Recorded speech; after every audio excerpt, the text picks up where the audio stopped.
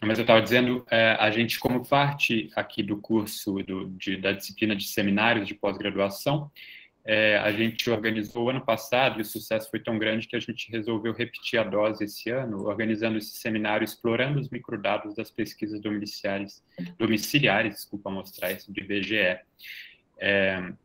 contando com a participação da Luciana Alves dos Santos, que é da Gerência de Pesquisa de Orçamentos Familiares, do IBGE, e o Gabriel Assunção, da Gerência de Estudos, Métodos e Controle, do IBGE. A ideia aqui é que os nossos alunos, sobretudo, mas eu sei que aqui tem um público externo, que vocês são muito bem-vindos também, né? Tenham um conhecimento maior daquilo que é feito dentro do IBGE e, inclusive, tenham ideias para pesquisas, né? A gente, muitas vezes, os mestrandos, sobretudo, entram sem projeto, viu, Luciana e Gabriel, no nosso instituto, de um dos programas, pelo menos. Então, eles, às vezes, entram à caça de objetos de pesquisa. E, olhando para as pesquisas e para a potencialidade, né, que elas apresentam, dá, inclusive, para pensar em, enfim, possíveis temas, né? Para aqueles que já têm tema, evidentemente, ver como explorar os dados, enfim, mesmo para quem não vai fazer trabalhos diretamente relacionados à dissertação ou tese, como economistas que somos, né, temos sempre que estar em dia com enfim, aquilo que nos é possibilitado pelo IBGE, né? Então, agradeço muitíssimo, viu, Luciana e Gabriel, novamente, por estarem aqui conosco de novo. Muitos dos que estão aqui, dos alunos, são ingressantes, por isso a gente pensou em refazer o seminário, porque, claro, todo ano temos novas pessoas, né? Mas também para a gente, inclusive, de fora do Instituto, que se interessa pelo tema. A Ivete é minha colega, professora também do Instituto, e está aqui agradecendo também a presença de vocês.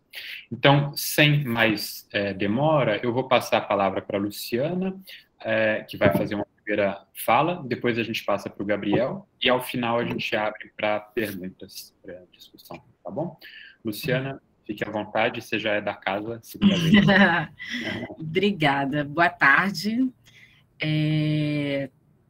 Eu vou falar um pouquinho sobre a pesquisa de orçamentos familiares, a POF, que eu trabalho já há quase 12 anos, e ainda assim, cada dia a gente aprende alguma coisa nova, porque é uma pesquisa muito rica e ela tem muitas informações, e a cada edição a gente vai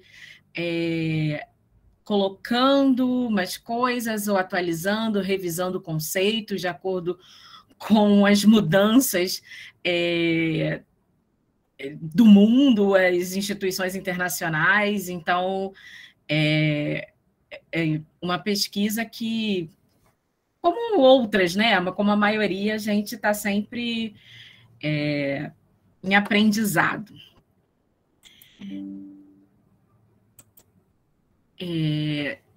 Eu começo perguntando quem conhece a POF, porque ela é uma pesquisa de orçamento, uma pesquisa amostral que não é tão famosa quanto a PNAD contínua. Por alguns motivos. Primeiro, porque a PNAD, a antiga PNAD, ela era anual. A PNAD contínua, ela passou a ser... Tem alguns dados até que são mensais, então está o tempo todo em uso. Ela tem uma facilidade em você utilizar os microdados, e a POF tem uma periodicidade maior, pelo menos a cada 5 anos, e as pessoas têm um certo temor em trabalhar com a POF, a gente entende e está querendo desmistificar um pouco isso. Eu acho que essas palestras podem ajudar e incentivar as pessoas a olharem a POF com melhores olhos. Então, a POF, ela, além de investigar os orçamentos familiares, como o nome dela mesmo diz, a gente também capta informações sobre as condições de vida das famílias e o padrão de vida, e Na verdade, é como se fosse um resumo, assim. A gente acaba perguntando sobre diversos aspectos da vida da família, e transforma numa pesquisa. A primeira pesquisa domiciliar realizada pelo IBGE que investigava despesa foi o INDEF, que era o Estudo Nacional de Despesa Familiar, que foi realizado em 1974 e 1975. E foi uma pesquisa, até hoje, as pessoas falam do INDEF e queriam ter o INDEF novamente, porque ela foi uma pesquisa para a época com uma abrangência nacional que era muito difícil, só acontecia o censo, e investigou todas as despesas da família, não tinha rendimento, mas tinha todas as despesas com uma riqueza de detalhes. E a criação da pesquisa ela foi voltada para subsidiar a implantação do Sistema Nacional de Índices de Preços. Então, ela, além de ser uma pesquisa em si já muito rica, ela ainda forneceu o insumo que precisava para a gente para o IBGE começar a fazer o cálculo próprio do índice de preços. A primeira POF, como POF mesmo, ela foi realizada em 87 e 88, mas ela já foi restrita basicamente para atender a atualização da estrutura de ponderação do sistema de preços, e foi só aplicada nas regiões metropolitanas urbanas, assim como a POF de 95 e 96. A partir de 2002 e 2003 é que a gente passa a ter a POF com o formato que temos hoje, que ela volta a ser de abrangência nacional, como era o INDEF, e passa a captar um pouco mais de informação, além de só rendimento e despesa. Além do rendimento e da despesa monetária, a gente passa a captar também esse rendimento e despesa não monetária, antropometria, que era o peso e altura das pessoas, como se perguntava em relação à alimentação, também tinha perguntas em relação a peso e altura, que serviu para alguns estudos na época de nutrição e saúde. E também a gente quando inicia o POF6, que é o questionário de condições de vida com avaliação subjetiva. Em 2008 e 2009, essa estrutura ela é mantida e incluída mais um questionário, que é de análise de consumo alimentar pessoal, POF7, e também é feito um teste piloto para a implantação de uma POF anual contínua. Em 2017 e 2018, a gente ainda não tem a implantação do sistema contínuo, mas já prepara a pesquisa para receber esse sistema contínuo, além do rendimento e da despesa não monetária de produtos que a gente começou a coletar em 2002, 2003, a gente também passa a captar informação dos serviços e incluir quesitos sobre saber se a pessoa teve restrição a medicamentos ou serviços de saúde. E um pouco mais para frente eu vou mostrar como essas informações novas foram utilizadas pela pesquisa. Eu vou falar muito brevemente sobre o SIPD, que é o Sistema Integrado de Pesquisas Domiciliares, porque o Gabriel vai destrinchar melhor essa questão, a mostra é com ele, mas o Sistema Integrado ele foi implantado, acho que em 2010, ou próximo disso, e foi um projeto muito interessante que era de padronizar, além de usar a amostra mestra, que aí é a parte que o Gabriel vai explicar, mas a parte que, por exemplo, me cabe em relação aos questionários, a gente criou um núcleo básico das pesquisas amostrais que todas as pesquisas amostrais domiciliares, elas perguntam informação sobre domicílio, sobre o morador, cor, escolaridade, ocupação, rendimento, e essas perguntas que são do mesmo tema, na medida que possam ser padronizadas, sem atrapalhar o objetivo de cada uma dessas pesquisas, elas são feitas iguais, com o mesmo conceito, utilizando o mesmo conceito, a metodologia, de preferência até o mesmo texto, porque, assim, a gente tinha um problema com as pesquisas antes que o conceito de rendimento da PNAD, ele era um conceito muito próximo da POF, mas não era o mesmo. Então, a gente, às vezes, tinha uma captação diferente, algumas coisas assim. Então, dentre outras coisas, o sistema integrado ajudou muito nesse sentido. E a POF 2017-2018, ela contou com a amostra de 1.900 municípios, 5.504 setores censitários, né, em todo o território nacional, como eu disse, e os resultados da amostra, eles são gerados para todo o Brasil e grandes regiões, incluindo áreas urbanas e rurais, para toda a unidade da federação e áreas urbanas das unidades de federação, algumas regiões metropolitanas e municípios das capitais. A amostra foi de 75 mil domicílios. A pesquisa ela é realizada de forma presencial, lembrando que foi em 2017, 2018, então a gente não existia esse problema da pandemia, então era uma questão que nem era debatida, né, essa questão da entrevista presencial.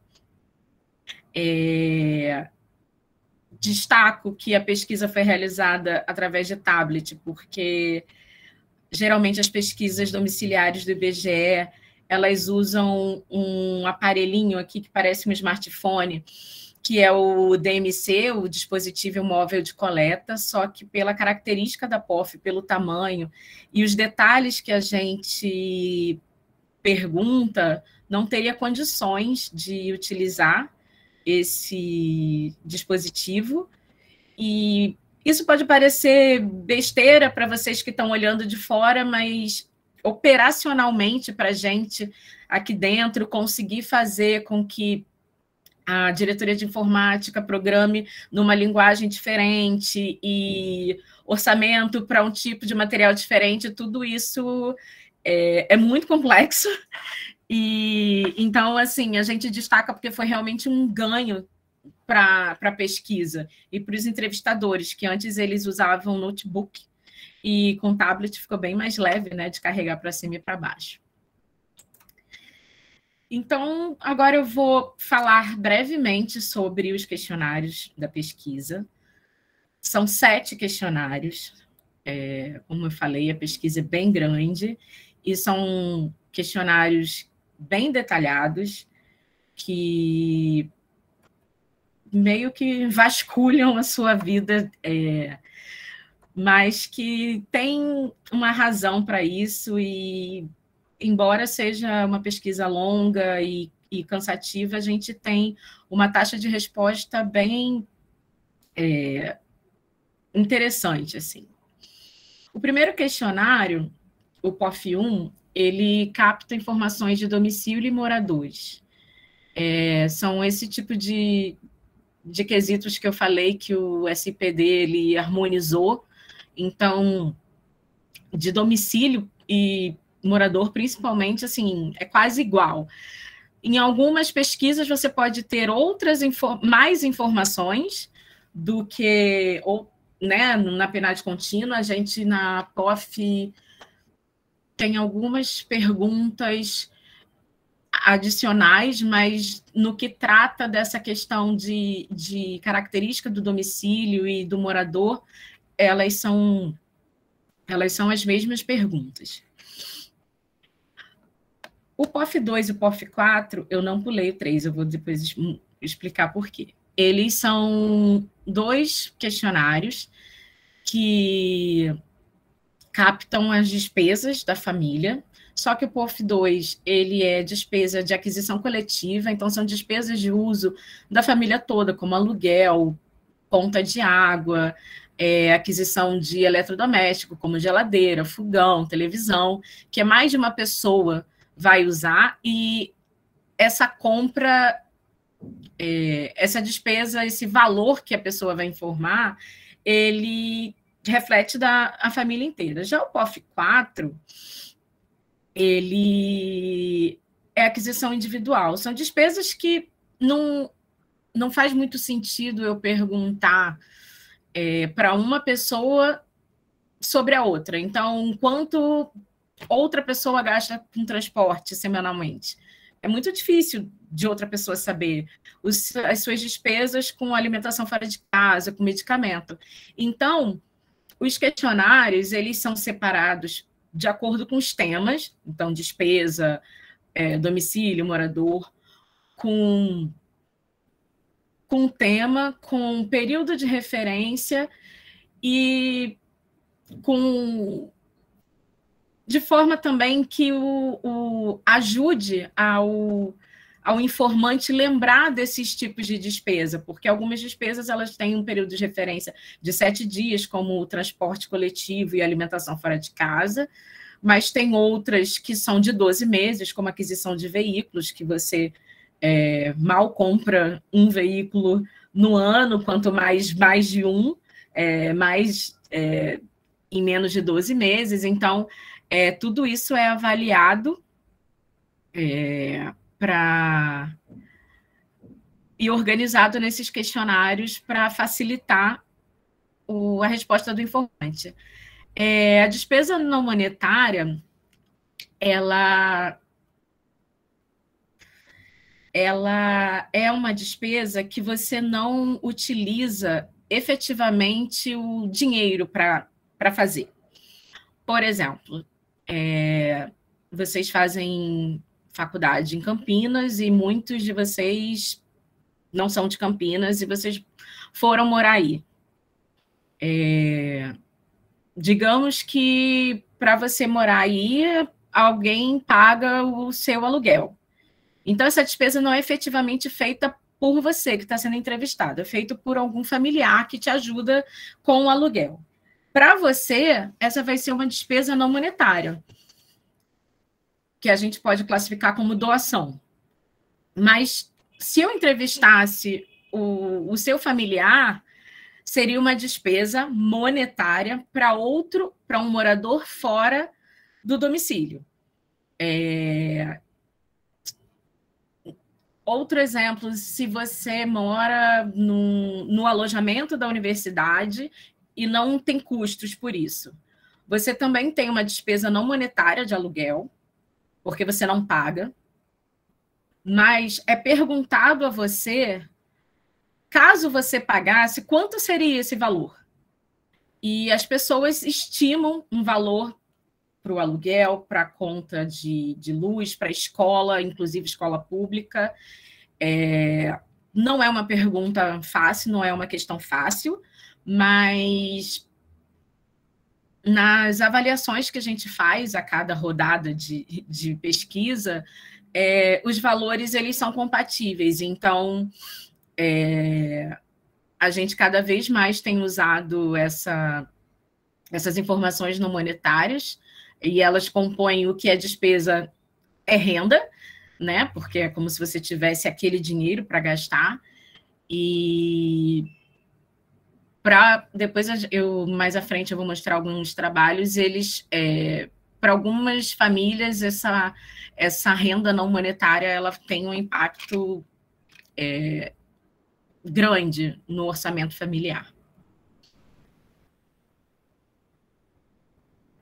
O POF3, que eu deixei separado, ele é um questionário mais delicado da POF, que requer uma habilidade do agente de pesquisa e colaboração do informante, porque ele precisa preencher todas as aquisições relativas à alimentação para consumo no domicílio e também produtos de limpeza. Basicamente, são aqueles produtos que você compra em supermercado, até ração de animal também,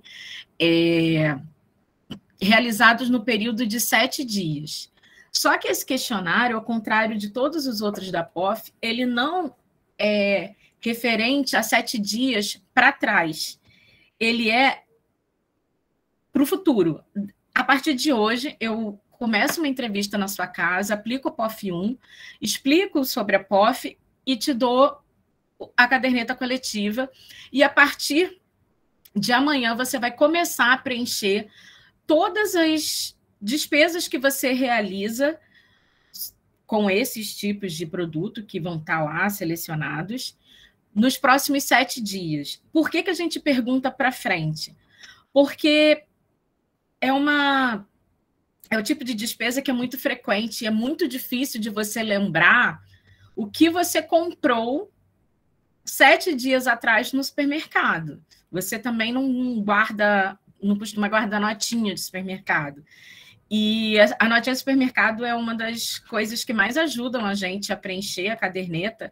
Agora, com o WhatsApp, os entrevistadores falaram que os moradores tiram foto da notinha e mandam para eles, e isso tem ajudado.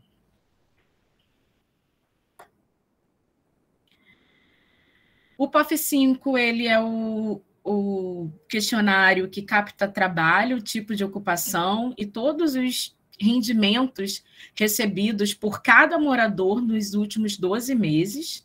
Ele é aplicado para todos os moradores que informaram que tiveram algum rendimento nesse período. O POF 6, ele é aquele questionário de condições de vida que tem perguntas subjetivas e pergunta a opinião do informante, como ele avalia a qualidade de determinado serviço e a capacidade de renda da renda familiar cobrir os custos mensais. E o POF 7, ele investiga o consumo alimentar pessoal, é o consumo efetivo. O POF 3, a gente pergunta o que você comprou. No POF 7, você pergunta o que você, de fato, comeu. Mas ele não é aplicado para todo mundo, ele é uma subamostra da POF. E é um questionário voltado mais para estudos nutricionais, tanto é que ele é feito em parceria com a Faculdade de Nutrição da faculdade aqui do estado do Rio de Janeiro, e através dessas informações é possível calcular os nutrientes e micronutrientes ingeridos pela população. E como a gente trabalha todo esse tipo de informação? O que a gente faz com essas informações coletadas? O nosso primeiro compromisso da equipe é entregar a nova base de atualização do índice de preços, que a gente continua tendo essa responsabilidade lá desde 74, com a Indef, de atualizar a estrutura dos índices de preço. E também, com a informação da POF, a coordenação de contas nacionais, que calcula o PIB, né, também rever a estimativa do consumo final das famílias. Além disso, é possível também fazer trabalhos sobre as condições de vida a partir do consumo do orçamento e orçamento das famílias, estudo sobre pobreza e desigualdade e segurança alimentar e nutricional. A seguir, eu vou mostrar muito rapidamente todas as publicações que a gente fez com os resultados da POF 2017 e 2018. Todos eles estão disponíveis no site do IBGE. Aqui eu até coloquei o link que vai direto para essas publicações, que depois eu posso passar a apresentação para vocês. E aí, em geral, a gente demora uns 7, 8 meses para conseguir divulgar os primeiros resultados, que basicamente tem as informações de despesas e rendimento, que são as informações essenciais da POF, né, o núcleo duro da pesquisa, e que todo mundo está querendo saber, porque é você botar uma pesquisa em campo e as pessoas já começam a procurar para saber quando vai ser divulgado, sendo que a pesquisa fica um ano em campo. Então, para a gente é torturante a pressão em cima dos resultados. Tem também a publicação de aquisição familiar, que ela é feita com base nos dados do POF3, que informa a quantidade de alimentos adquirida. Opa!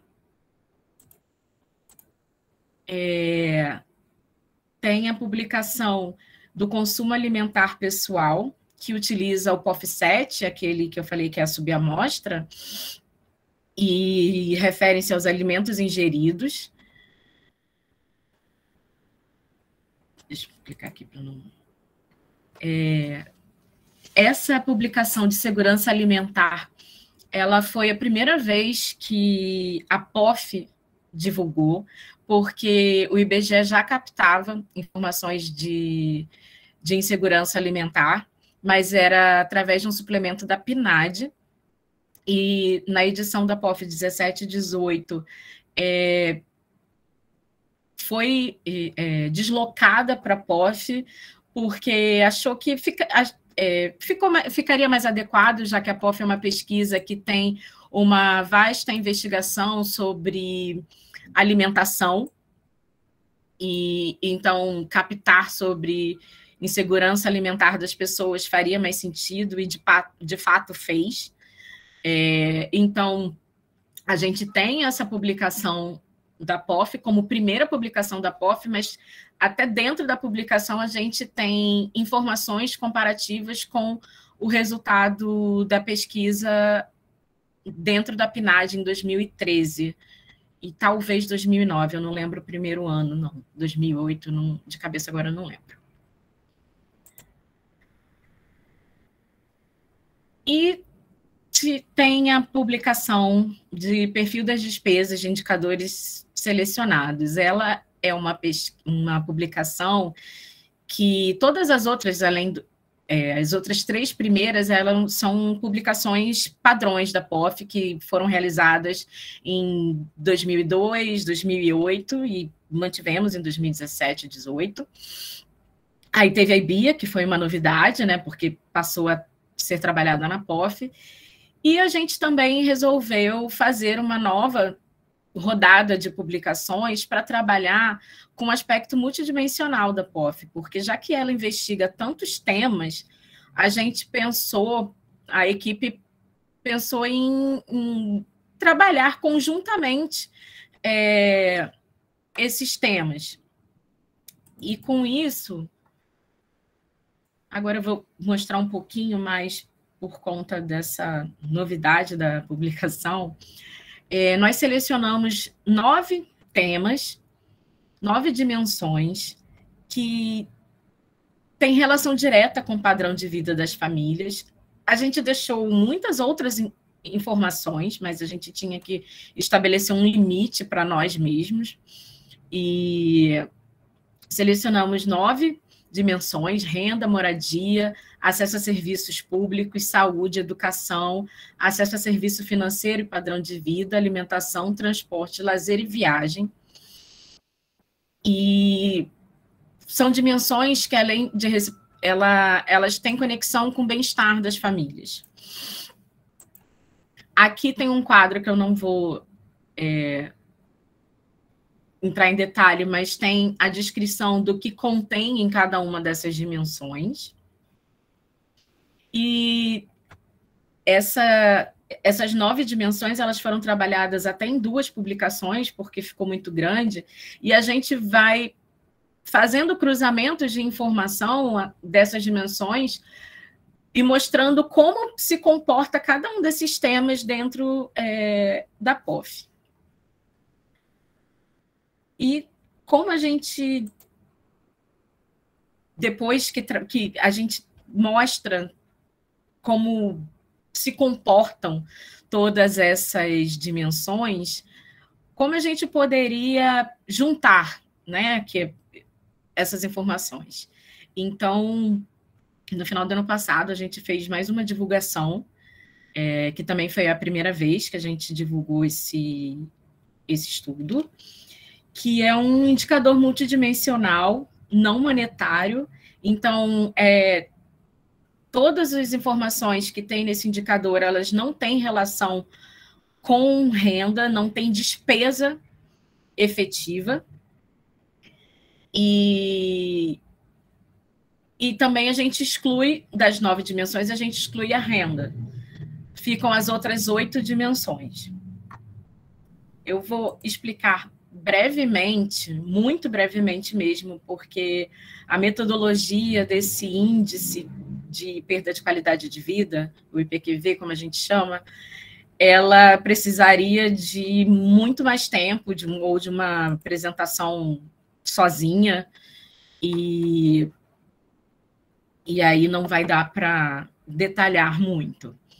A primeira coisa que a gente fez para trazer essa análise conjunta foi identificar uma matriz, que a gente chama de matriz X, com cerca de 50 indicadores não monetários das 8 dimensões: moradia, né, utilidade pública, saúde e alimentação, educação, serviço financeiro, transporte e lazer. E depois a gente cria uma função de perda individual, que a gente chama de VI, que significa que para cada pessoa é calculado a contagem de perdas, é uma contagem ponderada de perdas, segundo os 50 indicadores não monetários listados. E o valor dessa perda individual, o VI, ele varia de 0 até 1, sendo que 0 indica que não há perdas na qualidade de vida para a pessoa, e 1 é a maior perda possível.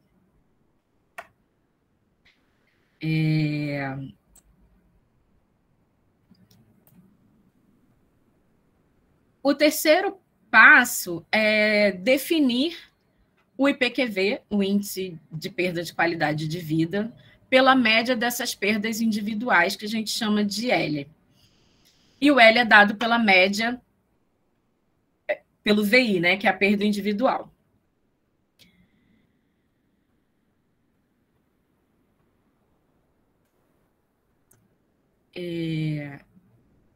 Eu vou mostrar aqui, agora eu não lembro se são 1 ou 2 tabelas, para vocês terem ideia mais ou menos do de como saiu esse cálculo. Como essas perdas de qualidade de vida se comportaram dentro dos subgrupos da população? A gente trabalhou com subgrupos geográficos, de características dos moradores, também a escolaridade, mas aqui eu só coloquei a parte de cor e raça, sexo e composição demográfica. Isso está na publicação, realmente eu não teria como mostrar. E o valor do IPQV, que é dado pela média das perdas individuais para o Brasil, ele foi de 0,158. Só que, conforme eu disse, foi a primeira vez que a gente calculou esse índice. Então, a gente não tem como dizer o que significa exatamente esse valor do índice do Brasil. Você pode dizer, se varia de 0,1 e está 0,158, está mais próximo de 0 e tal, mas a gente não tem uma referência. Como a gente trabalhou, a gente pegou o valor do Brasil, esse 0,158, e usou como parâmetro para os diferentes subgrupos da população. Então, por exemplo, as áreas urbana e rural. Na área urbana, o valor do IPQV foi 0,1 143, menor do que o IPQV Brasil. Na área rural, ele foi de 0,246, que é 1,5 vezes maior do que o valor do Brasil. Sendo que a área rural, ela tem uma população menor. Então, ela tem uma contribuição maior do que a sua própria população para a perda de qualidade de vida no país. O mesmo vale para as grandes regiões. O Norte e o Nordeste tiveram valores acima da média do Brasil. E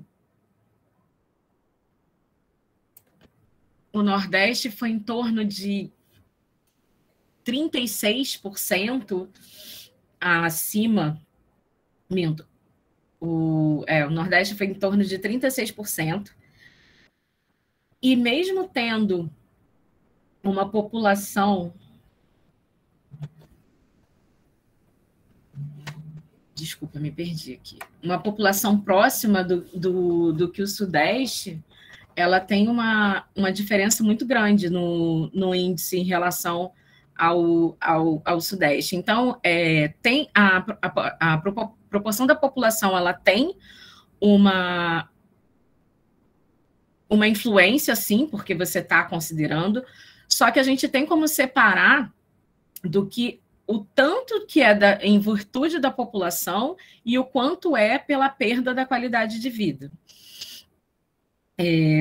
Por exemplo, quando você considera a população das pessoas de referência brancas ou pretas e pardas, a pessoa de referência branca, o valor do IPQV foi de 0,123, abaixo do valor de 0,158 do Brasil. Já a da pessoa de referência preta e parda, ela é superior do que a média Brasil, em torno de 17%. Então, quando você vê a contribuição, ela é 66% desse IPQV do Brasil, 66% vem de famílias com pessoas de referência pretas ou pardas.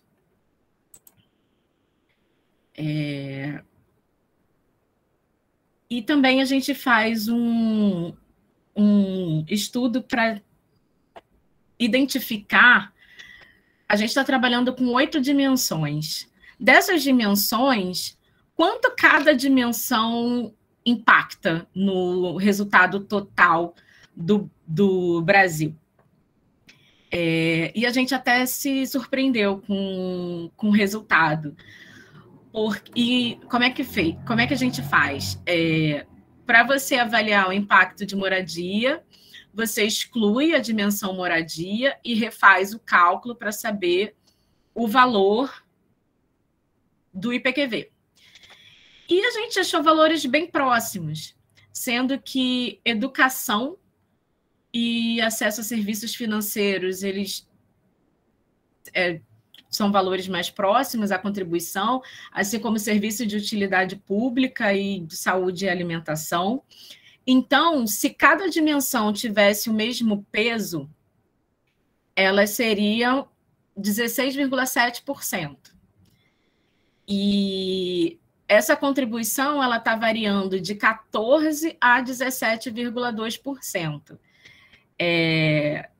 A gente pode dizer que educação e serviço financeiro e padrão de vida, a falta de qualidade nessas dimensões, ela tem uma contribuição maior para uma perda de qualidade de vida, mas essa contribuição não é tão mais significante do que, por exemplo, ter uma perda de qualidade em transporte, lazer ou em moradia.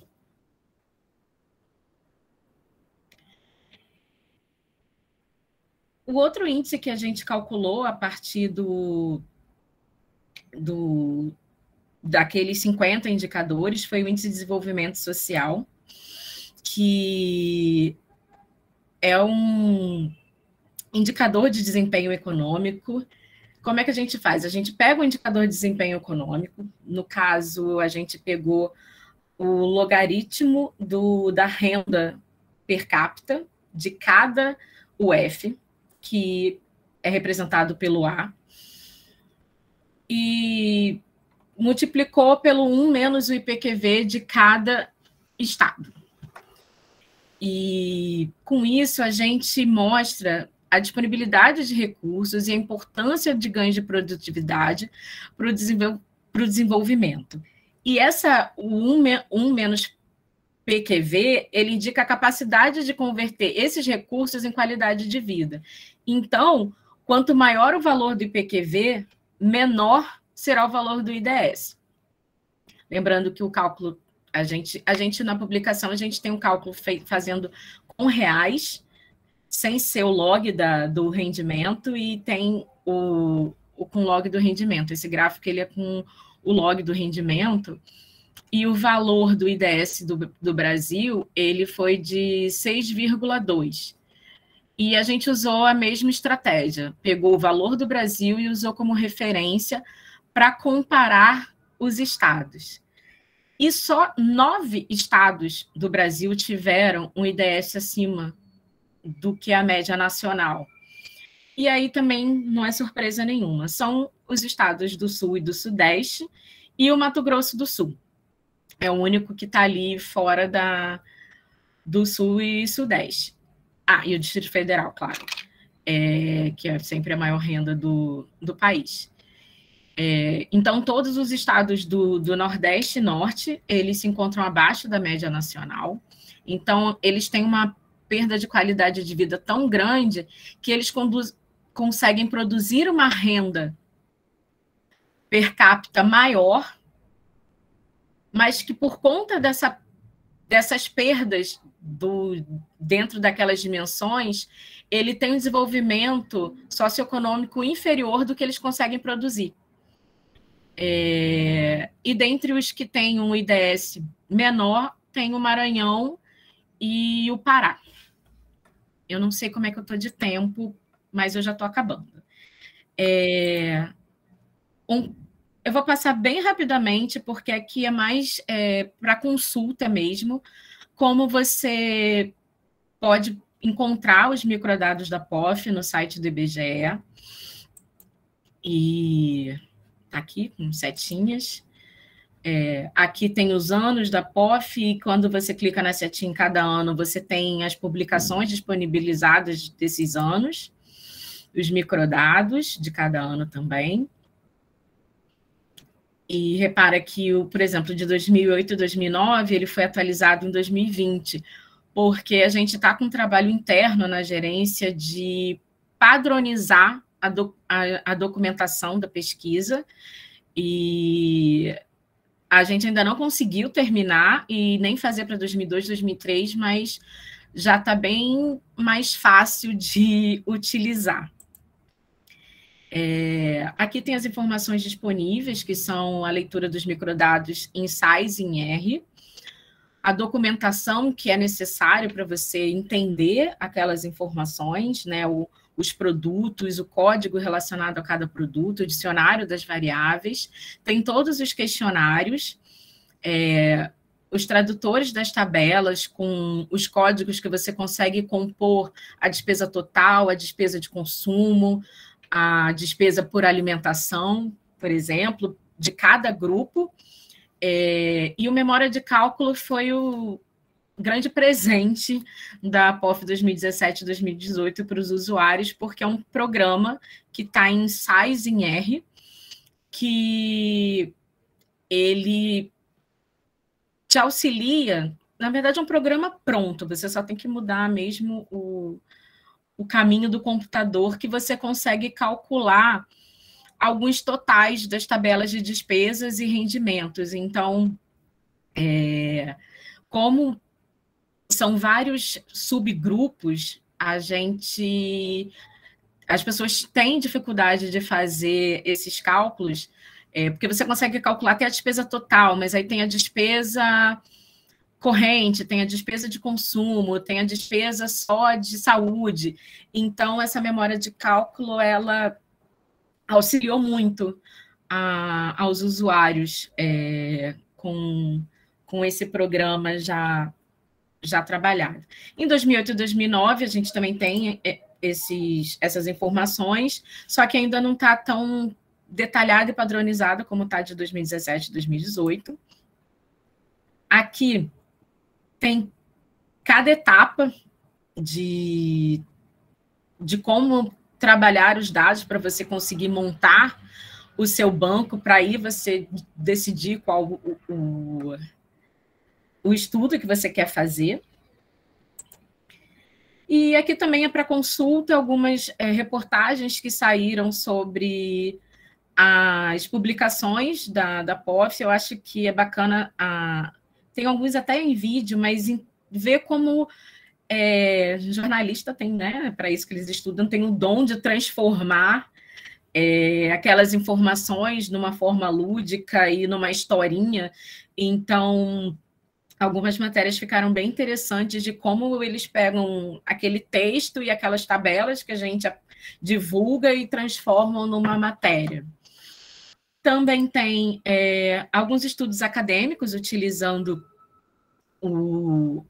os microdados da POF, que pode ajudar para quem ainda está procurando tema, né, para a dissertação. E a nossa equipe, só para vocês saberem que não estou sozinha, graças a Deus. E é isso, gente. Obrigada. Espero que tenha ficado compreensível e não tenha extrapolado muito meu tempo.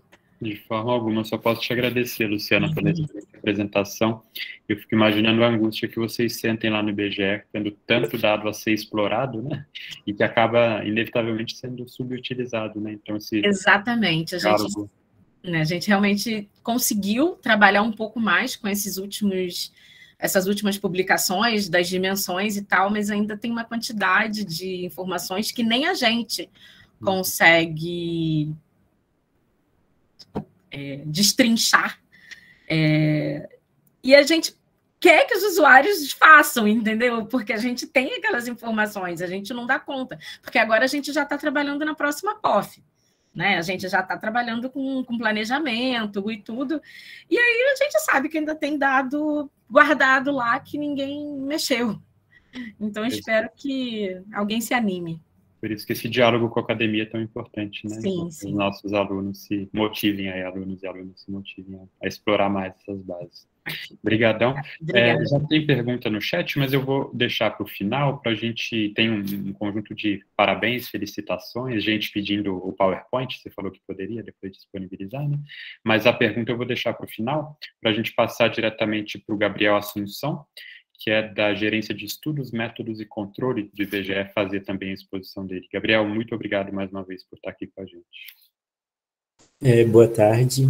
Mais uma vez gostaria de pedir desculpa por esse incidente com a câmera aqui, mas vou tentar fazer uma apresentação para a gente ter esse feedback, né, que é aquilo que você informou também, de ter esse feedback da comunidade científica para cada vez mais poder melhorar nossos projetos, nosso trabalho.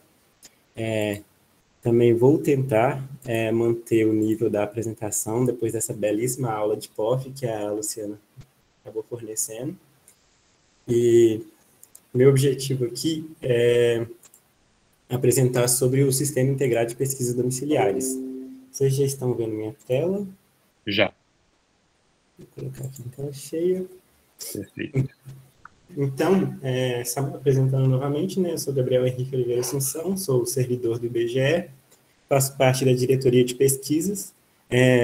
Ano passado, quando a gente fez a apresentação, essa coordenação ainda se chamava Coordenação de Trabalho e Rendimento.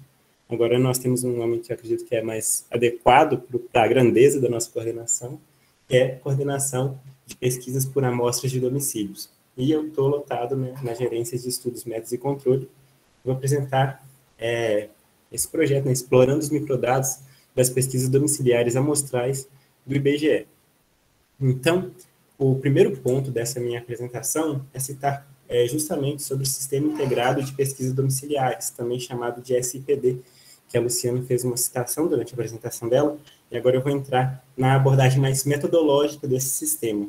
Então, primeiramente, por que esse sistema ele foi desenvolvido? A ideia do Sistema Integrado de Pesquisas Domiciliares foi que existe uma demanda crescente por informações atualizadas em um curto prazo. Então, a ideia do sistema seria justamente de integrar as diversas pesquisas sem sobrecarregar uma única pesquisa com vários temas. Então, por exemplo, ao invés de você inserir na pesquisa, na PNAD contínua, temas sobre saúde, temas sobre orçamentos familiares, vocês viram a grandeza que é a POF, por exemplo, ao invés de sobrecarregar uma única pesquisa com vários temas, você tem a possibilidade de ter várias pesquisas, como a POF, a PNS, a PNAD contínua. Outro ponto importantíssimo desse SIPD é a consolidação dos conceitos investigados entre essas diferentes pesquisas, e principalmente a ideia de partilhar os custos operacionais das pesquisas também. Outra vantagem desse sistema é poder padronizar tanto os métodos de seleção quanto os esquemas de rotação e a estimação. Só que para que esse sistema funcione, foi necessário a definição de um cadastro mestre e de uma amostra mestra.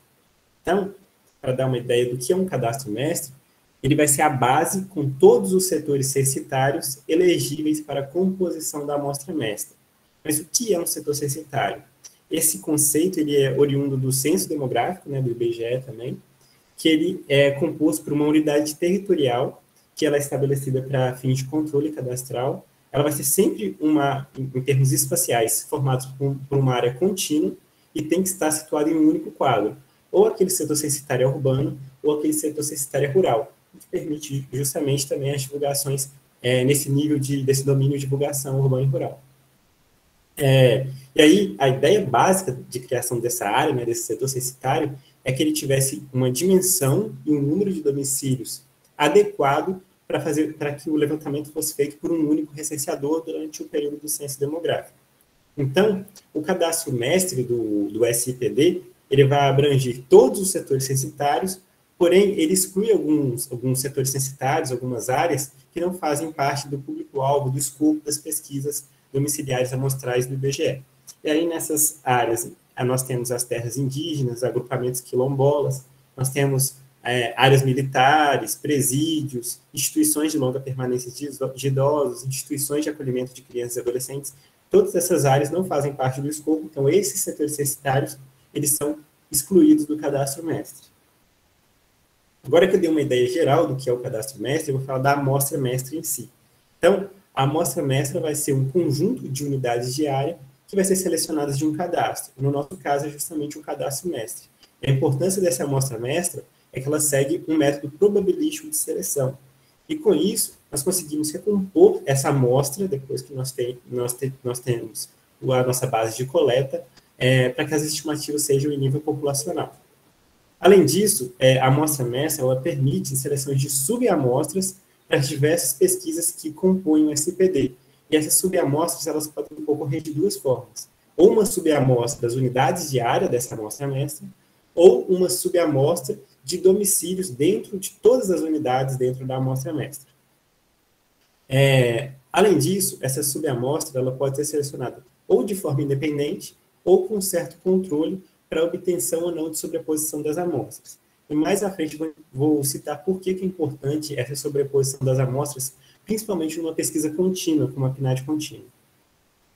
Outro ponto importantíssimo nesse sistema é que os domicílios que fazem parte de uma pesquisa, eles vão ter um período de descanso antes de serem incluídos em outro, justamente para evitar a sobrecarga do informante. Então, por exemplo, um domicílio que fez parte da PNAD contínua, assim que ele terminou a 5ª entrevista, ele tem que ficar pelo menos 1 ano sem poder participar ou da PNS ou da POF.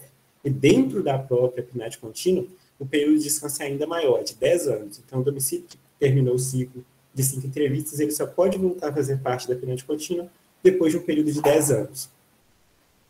E aí, eu vou apresentar um pouquinho dessas pesquisas que compõem o SIPD.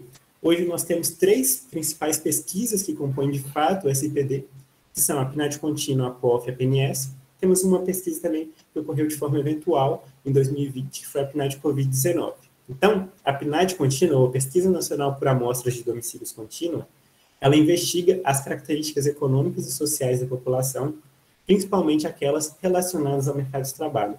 E a pirâmide contínua, a pesquisa tem uma grandeza enorme, porque é a partir dela que nós temos, por exemplo, a taxa de desocupação, e constantemente nós temos divulgações sobre essa pesquisa, sejam mensais, trimestrais, anuais. Então, a pirâmide contínua é uma pesquisa muito importante para o Brasil.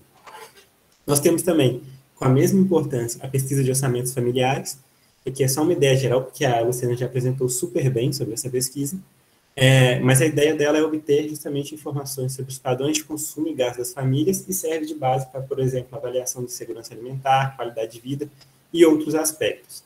Nós temos também a Pesquisa Nacional de Saúde, a PNS, que o objetivo dela é caracterizar a situação de saúde e os estilos de vida da população, como, por exemplo, o acesso de uso de serviços, ações preventivas e outros temas relacionados à saúde. E, por fim, vale a pena citar também essa pesquisa em caráter experimental que ocorreu em 2020. Ela ocorreu de maio de 2020 a novembro de 2020, que ela objetivava estimar o número de pessoas com sistemas referidos associados à síndrome gripal. Então, aqui nós medíamos pessoas que sentiram, por exemplo, dor de cabeça, tosse, dor na garganta, não necessariamente relacionada à Covid, mas para fazer esse levantamento, porque para ter um efetivo determinação se era Covid ou não, precisaria do teste, aí seria mais complexo. Mas, de qualquer forma, no questionário dessa pesquisa, perguntava se a pessoa fez teste para Covid, qual o resultado, enfim. E também, como o nome PNAD vem ali junto com essa pesquisa, um dos principais focos dessa pesquisa era monitorar os impactos da pandemia do coronavírus no mercado de trabalho brasileiro. Então, agora eu vou falar um pouquinho sobre o planejamento da amostra-mestra em si. Então, lá atrás, quando eu citei a amostra-mestra, eu indiquei que nós precisamos de unidades de área para compor essa amostra-mestra. Então, a partir deste conceito, foi necessário estabelecer as unidades primárias de amostragem, que a gente chama de UPAs. As UPAs, elas vão ser compostas por um único setor censitário ou um conjunto de setores censitários, desde que obedeça essa regra, de possuir pelo menos 60 domicílios particulares permanentes, que são domicílios ocupados, fechados, vagos ou de uso ocasional. Então, se, por exemplo, nós tivermos um setor que possua 40 domicílios particulares permanentes, ele vai precisar se juntar esse quantitativo de 60 domicílios particulares permanentes e daí formar uma unidade primária de amostragem, uma UPA.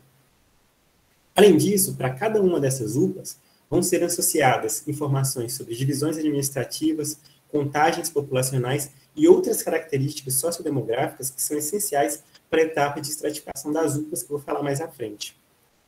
Outro ponto importantíssimo é que a amostra-mestra ela tem uma vida útil, um período de vigência de 10 anos, porque ela é renovada a cada censo. Então, a cada censo, a gente tem uma nova mudança metodológica sobre a amostra-mestra, que a gente pode, inclusive, fazer algumas alterações no seu desenho, justamente com esse aprendizado que a gente teve durante 10 anos.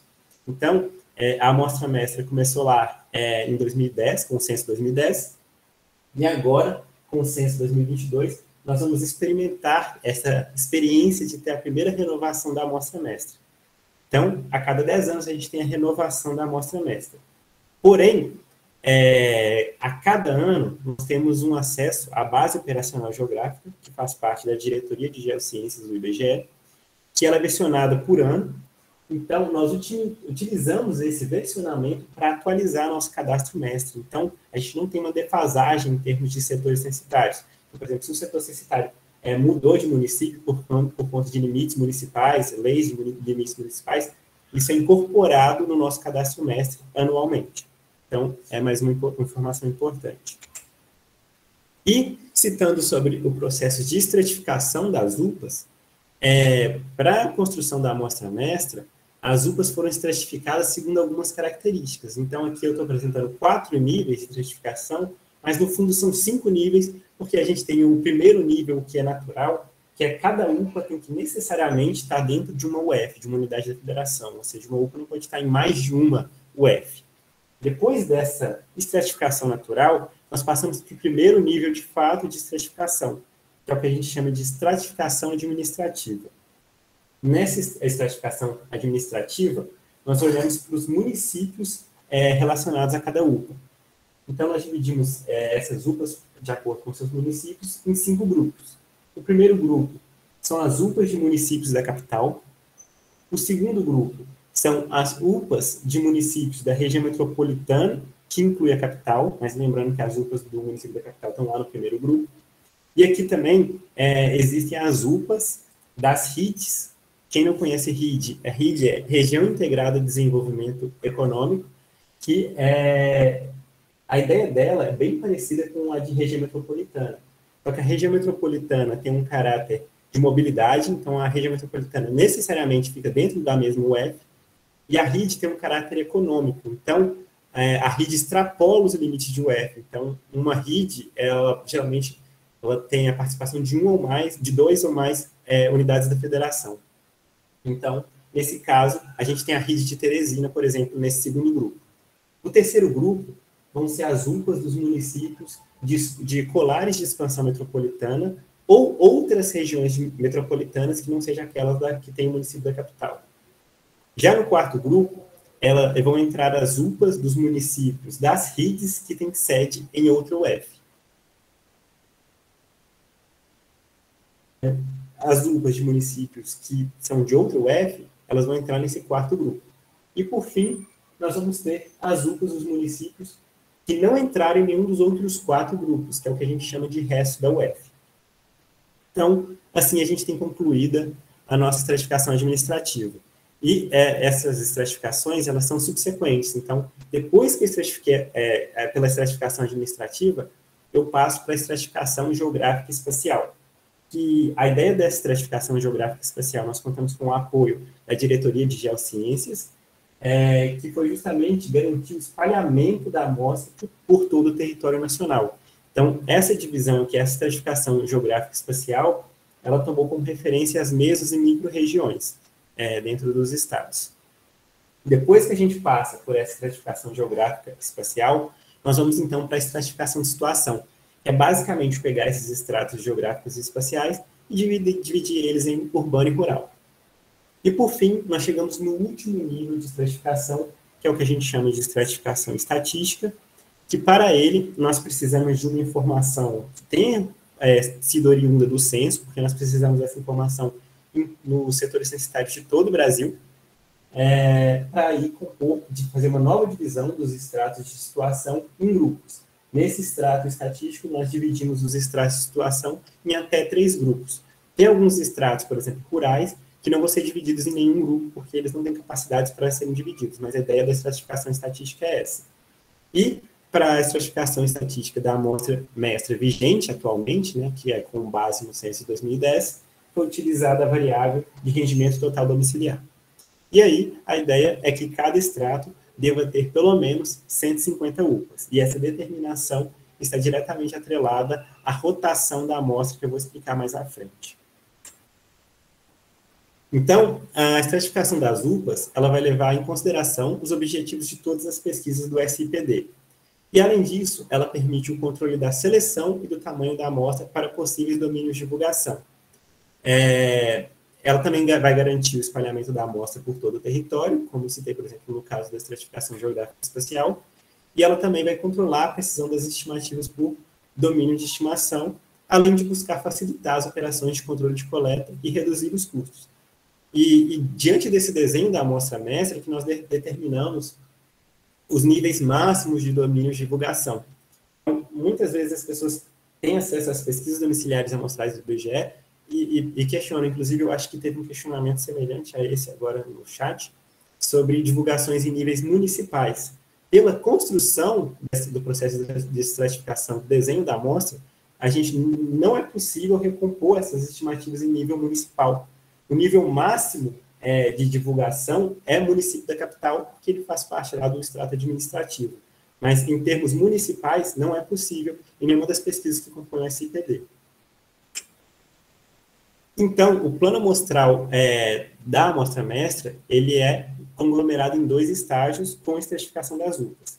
Sendo que no primeiro estágio vai ocorrer a seleção justamente das UPAs, que vai ser uma amostra do PPT, que é proporcional ao tamanho, que aqui no caso vai ser a probabilidade proporcional ao número de domicílios. O que é isso? O que isso quer dizer? As UPAs que têm mais domicílios têm maior probabilidade de fazer parte da amostra. Já no segundo estágio, nós vamos ter a seleção dos domicílios, que nesse estágio vai ser por amostragem aleatória simples, e esses domicílios vão fazer parte da pesquisa. Então, nessa figurinha aqui, dá para ter uma ideia mais ou menos de como funciona esse processo todo. Então, nós temos o cadastro mestre, né, composto pelos setores censitários dentro da população de escopo do SIPD. Então, desse cadastro mestre, nós tiramos uma amostra mestre, né, de unidades, no caso de UPAs, e dentro dessas UPAs selecionadas na amostra mestre, nós temos uma amostra de domicílios. Então, para que nós tenhamos todo esse desenho amostral constituído, nós precisamos referenciar a uma pesquisa dentro do SIPD. E, no caso, a pesquisa escolhida foi justamente a PNAD contínua, porque, conforme eu já citei, ela é a principal pesquisa do SIPD, e é ela que vai fazer a determinação do tamanho de amostra, e, para isso, nós precisamos levar em consideração alguns aspectos da formulação dessa pesquisa. Então, o primeiro ponto é que a PNAD contínua é uma pesquisa trimestral. Logo, nossa amostra vai ser trimestral também. Mesmo para essas pesquisas que ocorrem esporadicamente, né, de 5 em 5 anos, como o PNS e POF, elas tomam como base um ou mais trimestres da PNAD contínua. Além disso, ela vai ter a rotação da amostra de UPAs com sobreposição de domicílios em trimestres consecutivos. E essa rotação ela é importante para que nós tenhamos a renovação de toda a amostra de UPAs em um período de 10 anos. Então, o esquema de rotação escolhido para a amostra mestra e para a PNAD contínua foi de 1, 2, 5. O que isso quer dizer? Então, em um mês, um domicílio vai estar em coleta da pesquisa, então, ele vai ficar 2 meses fora da pesquisa e entrará lá no próximo mês, de novo na pesquisa, durante 5 entrevistas. Basicamente, então, para exemplificar, supondo um domicílio que entra na pesquisa que entrou na pesquisa em janeiro de 2022, ele foi coletado em janeiro de 2022, fevereiro e março ele descansa e volta em abril, depois julho, depois outubro, e em janeiro de 2023 ele vai para a sua 5ª entrevista, que completa seu ciclo na amostra. Lembrando que sempre ficam dentro de um trimestre civil. Então, para gerenciar todo esse esquema de rotação, foi necessária a criação de 15 grupos, possuindo cada um 8 rotações. E, no fim, nós temos que, na amostra mestra, a seleção de 14 domicílios em todas as 15.996 amostras das UPAs, da amostra mestra, o que totaliza 211.344 domicílios por trimestre. Então, como funciona a passagem de um trimestre para outro, um trimestre consecutivo para outro, dentro da PNAD contínua? Então, basicamente, dentro do trimestre X, nós temos 20% aproximado de UPAs em cada entrevista. E aí, quando a gente vai passar para o próximo trimestre, aqueles 20% que estavam na primeira entrevista vão para a segunda, da segunda para a terceira, da terceira para a quarta e da quarta para a quinta. E aí, o que ocorre de diferente é justamente na 5ª entrevista, porque os domicílios que estão lá na 5ª entrevista de determinado trimestre, eles vão completar o ciclo e sair da amostra e ficar 10 anos sem poder participar da PNAD contínua novamente. E aí, desses 20%, nós dividimos em 2 grupos. Nós dividimos um grupo de 17,5%, que basicamente a gente pega a mesma UPA que estava no trimestre passado, fazendo só uma nova seleção de domicílios. Já no grupo de 2,5%, nós vamos selecionar novas UPAs, e nessas novas UPAs, os respectivos domicílios que vão participar da coleta. Essa estratégia serve justamente para que no final do período de 10 anos nós tenhamos a renovação completa da amostra de UPAs da PNAD contínua. Então, como a PNAD contínua é uma pesquisa por amostragem probabilística, para a obtenção dos resultados de maneira correta, é necessário a associação de um fator de expansão ou peso a cada unidade selecionada. Então, pode ser nível de UPA, domicílio, moradores, e por aí vai. E isso serve não só para a PNAD contínua, mas também para a PNS, para a POF, todas vão ter que ter esse fator associado. E para os pesos de cada unidade vão ser levados em consideração as probabilidades de seleção, o ajuste por não resposta e de calibração, que eu vou explicar mais à frente. No caso específico da PNAD contínua, nós ainda temos uma diversificação. Nós temos o peso trimestral, que é para a amostra trimestral da PNAD contínua, mas nós temos também temas e tópicos suplementares que são coletados anualmente na pesquisa. E para esse tipo de caso, nós temos um peso anual específico, sendo que esse tipo de caso anual ainda se divide em mais 2 casos, que são os microdados acumulados em determinada visita, então eles são coletados somente em uma visita ao longo do ano, e os concentrados em determinado trimestre. São aqueles temas que só vão a campo em um determinado trimestre do ano. Exemplo, educação anual, só vai no segundo trimestre de cada ano. E aí, para os pesos das UPAs produzidos trimestralmente, vai ser considerada a probabilidade de seleção da UPA dentro do grupo de rotação. O grupo de rotação é basicamente uma extensão do extrato, levando em consideração aquele grupo lá de rotacionamento da amostra, em razão dos domicílios particulares permanentes ocupados e fechados da UPA com relação às demais UPAs do seu grupo de rotação. Já para o peso anual, acumulado em determinada visita, nós vamos ter que as estimativas são calculadas apenas uma vez por ano, conforme eu já citei. E aí, nós vamos ter uma acumulação das amostras, e elas não podem ser sobrepostas. Então, no fundo, nós vamos estar utilizando apenas 80% da amostra. E por isso que tem essa diferenciação entre o peso anual e o peso trimestral. Daí, para a definição do peso por domicílio, primeiramente, é preciso calcular o peso básico, que é dado pelo inverso da probabilidade de seleção do domicílio, que é igual em cada UPA, por ser uma amostragem aleatória simples, e ele pode ser decomposto na parcela correspondente à seleção da UPA e na parcela correspondente à seleção do domicílio dentro da UPA. Depois de determinar o peso básico, nós passamos por um ajuste para compensar as perdas de entrevista por não resposta.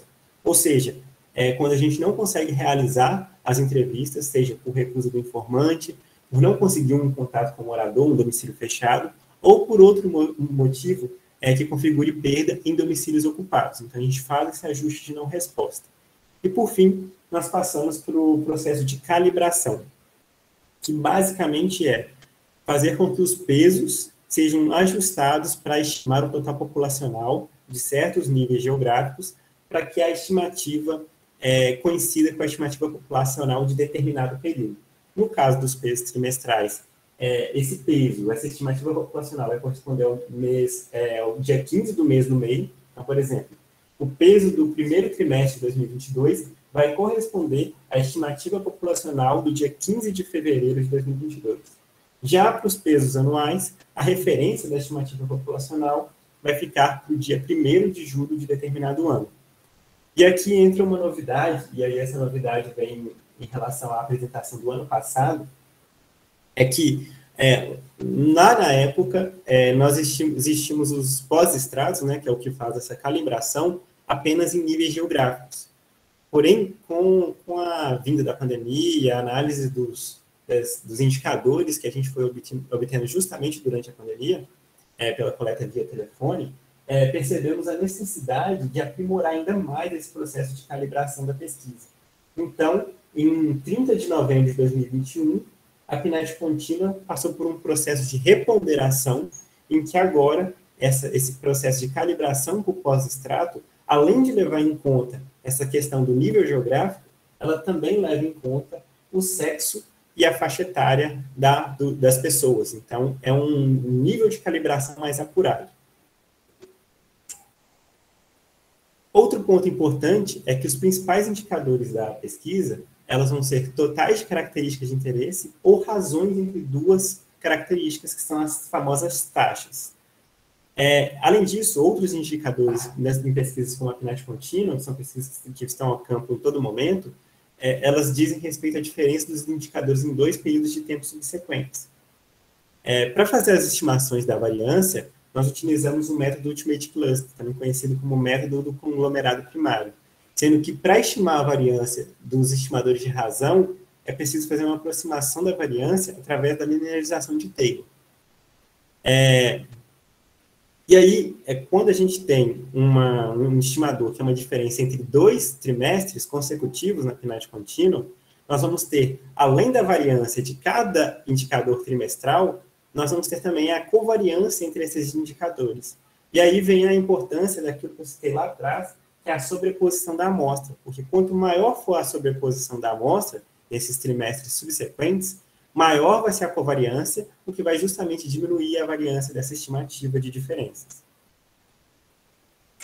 Então, agora que eu passei por essa parte que é um pouco maçante, que é a parte metodológica, eu vou falar um pouco dessa inovação que a gente traz, né, essa inovação que já está desde 2018 disponível, que são os pacotes para a leitura desses microdados das pesquisas do SIPD. Então, como que surgiu essa ideia?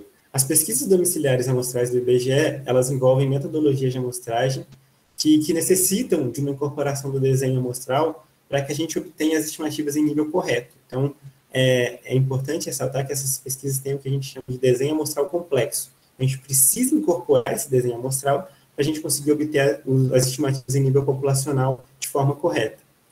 Então, para a incorporação do desenho amostral, devem ser considerados todos esses pontos que eu abordei durante essa apresentação. E aí veio a ideia de criar esses pacotes para facilitar a leitura dos microdados das pesquisas domiciliares amostrais do IBGE. Esses pacotes eles são disponibilizados no software R através do repositório CRAN. E aí teve um comentário da Ivete, né, ao longo da apresentação da Luciana, que cita da disponibilização dessas bases. A principal forma de disponibilizar essas bases é justamente por esses microdados, e então a gente fica muito feliz dos usuários que entram em contato e começam a utilizar esses pacotes que a gente disponibiliza como IBGE. Mas primeiro, por que utilizar o software R? Então, já está vindo como uma tendência atual essa migração para esses softwares gratuitos e abertos, como o R, Python. Então, aqui a gente escolheu o R porque, primeiro, é um software gratuito, que hoje, geralmente, você tem uma licença de um software pago, como SAS, Stata, SPSS, você desembolsa um valor relativamente alto. Outro ponto importante é que o R possui código-fonte aberto. Então, você sempre pode acessar as informações que estão dentro de uma função que você está utilizando. Você não faz nada no escuro. Outro ponto importantíssimo, principalmente para essa nossa área, né, de tecnologia da informação, é que existe uma grande variedade de métodos e pacotes que estão surgindo a todo momento.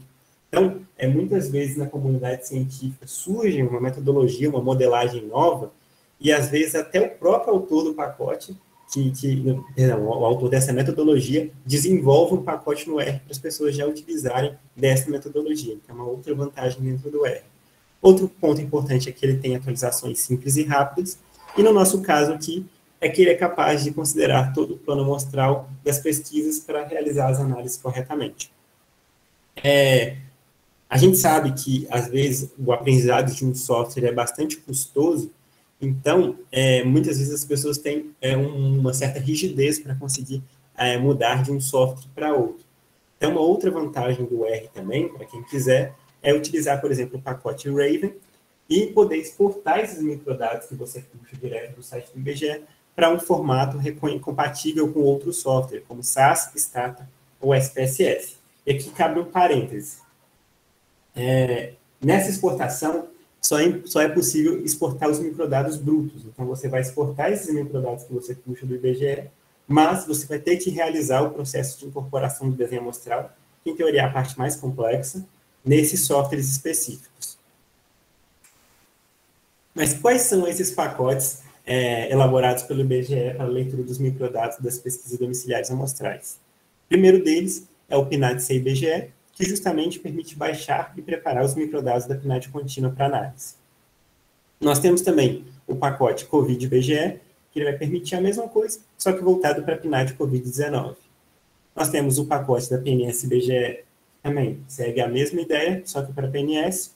Nós temos o pacote da POF-IBGE, só que, infelizmente, esse pacote é o único pacote que ainda está em fase de desenvolvimento, porque nós estamos estudando e discutindo aos poucos o processo estrutural dessa pesquisa, de como fazer essa leitura, de como transformar isso em um código padronizado.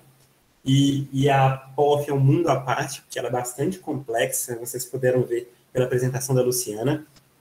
Ela é bem aberta e é bem específica em alguns pontos, inclusive aquele ponto que ela citou, da padronização da documentação das variáveis, que influencia diretamente também na versão consolidada desse pacote. Então, hoje esse pacote está publicado, mas quando você tenta utilizar ele, surge uma mensagem falando que o pacote tem desenvolvimento e hoje não existe nenhuma previsão da disponibilização da versão funcional para esse pacote específico.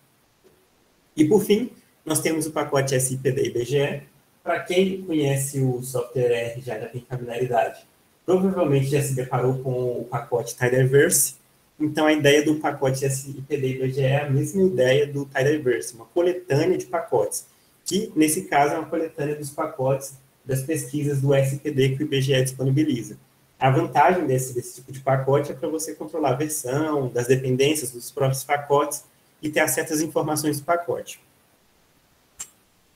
Além desses pacotes que o IBGE fornece, né, que é justamente para a leitura dos microdados, para você fazer uma análise desses microdados, serão necessárias as utilizações de outros pacotes, de outros autores, que também estão disponíveis no R. O primeiro e mais fundamental desses pacotes, que será necessário utilizar, é o pacote Survey, do autor Thomas Langley, que ele traz justamente as funções para você fazer análise em amostras complexas. Então, ele tem desde médias, totais, taxas, testes de hipóteses, gráficos, tudo voltado para esse ambiente de amostras complexas, que é o caso das pesquisas do IBGE, domiciliares amostrais. Além desse pacote, tem um Convey, que é o pacote do professor Djalma Pessoa, que ele é uma extensão do pacote Survey, só que ele é voltado para análise de concentração de renda. Então, quem tem interesse em índice de Gini, curva de Lawrence, vai utilizar o pacote Convey. Tem também o pacote Lavant Survey, que ele serve para modelagem de equações estruturais em amostras complexas. Além disso, e por fim, tem o pacote Surf, do autor Guilherme Jacob, que ele serve para cálculo de fluxos brutos, utilizando amostras repetidas em amostras complexas. Então, basicamente, esses pacotes que a gente disponibiliza no IBGE, eles vão ser bastante similares um ao outro. A ideia de criação dessa forma foi para que uma pessoa que utiliza, por exemplo, o pacote PNAD IBGE e já tem familiaridade, vai conseguir pegar, por exemplo, o pacote PNS IBGE e utilizar sem o menor problema, porque as funções são muito parecidas, você segue a mesma metodologia, a mesma receita de bolo, entre aspas. Então, esses pacotes têm basicamente... eles são desenvolvidos para facilitar essa importação, leitura e análise dos microdados das pesquisas, e eles apresentam essas funções bem simples e métodos que possibilitam o uso dessas informações de forma correta. Então, para a PNAD contínua, ele te dá a possibilidade tanto de leitura dos microdados trimestrais, quanto dos microdados anuais, sejam aqueles acumulados em determinada visita, ou concentrados em determinado trimestre, que são aqueles temas ou tópicos suplementares, os temas especiais. Já para a PNS, ele vai permitir tanto a leitura dos microdados do que a gente chama de questionário básico, que é aplicado a todos os moradores, quanto também para o questionário de morador selecionado, porque tem alguns quesitos dentro, alguns módulos dentro do questionário da PNS, que é feita uma seleção de um morador com determinada faixa etária, uma determinada idade, e aplica esse questionário a esse morador. Então, também permite a leitura desses módulos de morador selecionado. E no caso específico da PNS 2019, nós temos também o módulo de antropometria, que ele foi uma subamostra da amostra original da PNS. Então, por que tem essas diferenciações? Porque cada peso associado aí às unidades é diferente. Então, precisa associar o peso correto para conseguir obter as estimativas corretas. E na POF, quando a gente terminar de desenvolver esse pacote da POF, a ideia é que a estrutura siga a mesma modelagem. Então, você vai conseguir acessar o questionário básico, você vai conseguir acessar o questionário específico de domicílios, de moradores, e até mesmo de unidades de consumo, que é uma outra especificidade da POF. E, por fim, nós temos o questionário da PNAD, o pacote da PNAD Covid, que ele vai permitir a leitura dos microdados mensais, porque é o único tipo de microdado que existe para essa pesquisa específica. E nesses pacotes, todos eles, nós temos basicamente 5 funções, sendo que 2 compartilham da mesma ideia, que essas 2 primeiras funções servem para a leitura dos microdados, sendo que em uma delas você faz a leitura online ou automática, direto do site do IBGE, e em outra você faz a leitura de forma offline, /manual, de algum diretório do seu computador. Qual que é a vantagem de um e de outro? Nós indicamos sempre que for possível utilizar a forma online automática, porque nela você vai estar pegando os microdados mais atualizados possíveis direto do site do IBGE. E nessa função específica, ela já aplica todas as outras funções existentes no pacote somente com ela. Então, ela é a principal função de todos os pacotes. Já a da de leitura offline, a gente só vê vantagem em utilização dela se você realmente já tiver baixado os microdados no seu computador e tiver sem acesso à internet. Então, é uma vantagem que você não precisa ter acesso à internet para utilizar o pacote, mas você já precisa ter os microdados no seu computador. A outra função que existe nesses pacotes todos é uma função de rotulação das variáveis categóricas.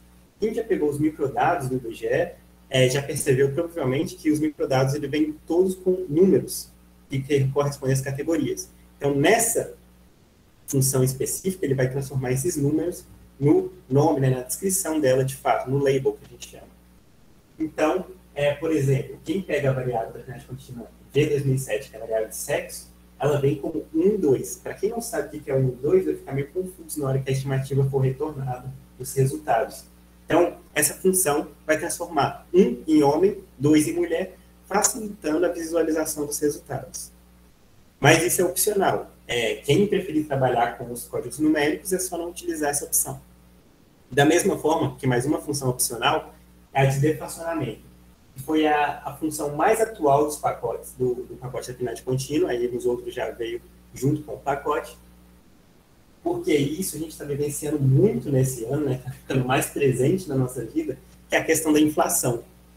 E essa função de deflacionamento ela é importante, principalmente quando nós queremos comparar rendimentos de 2 anos distintos. Porque, por exemplo, se eu quisesse saber, comparar o rendimento de 2019 com 2015 e pegar basicamente o rendimento desses microdados e comparar, eu vou estar fazendo errado, porque basicamente eu estou comparando o rendimento nominal.